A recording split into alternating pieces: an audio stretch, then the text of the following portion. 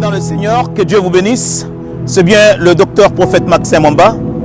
J'ai une pensée que j'aimerais partager avec vous ce matin.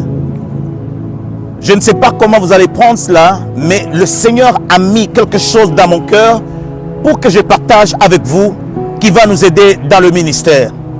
Le plus souvent, on est en train de servir l'Éternel sans pour autant connaître le Dieu que nous sommes en train de servir. La Bible déclare: comment peux-tu servir un Dieu que tu ne connais pas? Le Dieu que tu dois servir, tu dois le connaître parce qu'il est ton Père. C'est la raison pour laquelle le Saint-Esprit m'a donné une réflexion dans le livre de Samuel, 1 Samuel chapitre 3, à partir du 1er verset jusqu'au 10e verset. De quoi il s'agit? Il s'agit d'une femme qui était stérile. Son nom était Anne. Et vous savez très bien que Anne signifie la grâce de l'Éternel. Alors Anne était stérile. Elle n'était pas stérile parce qu'elle le voulait, mais la Bible déclare que Dieu l'a rendue stérile. Je ne sais pas quelle est la période que tu traverses. Je ne sais pas quelle est la situation de stérilité que tu traverses. Tu attends quelque chose qui peut arriver, mais tu ne la vois pas.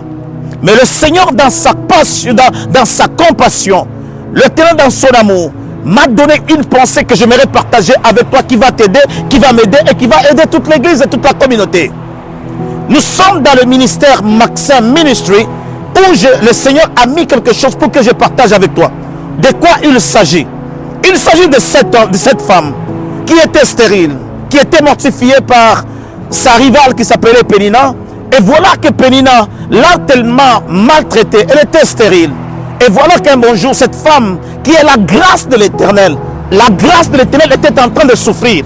La grâce de l'Éternel était en train de passer des situations difficiles.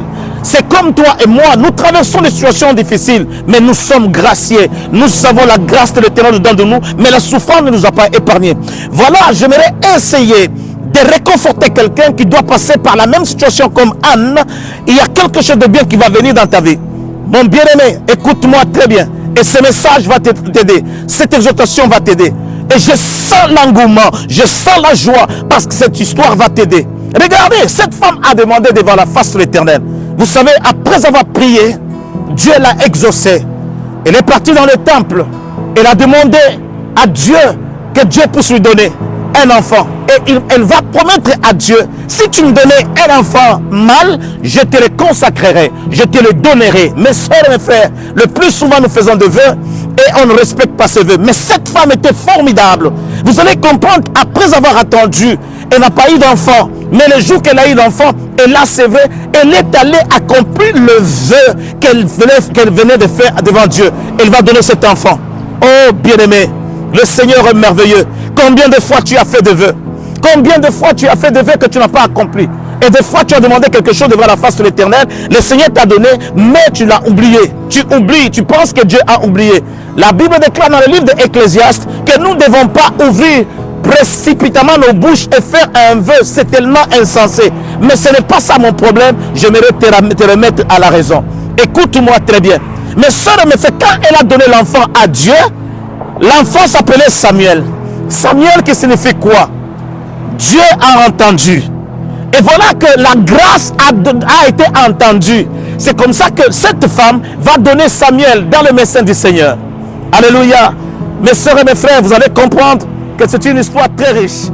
Que Dieu vous bénisse.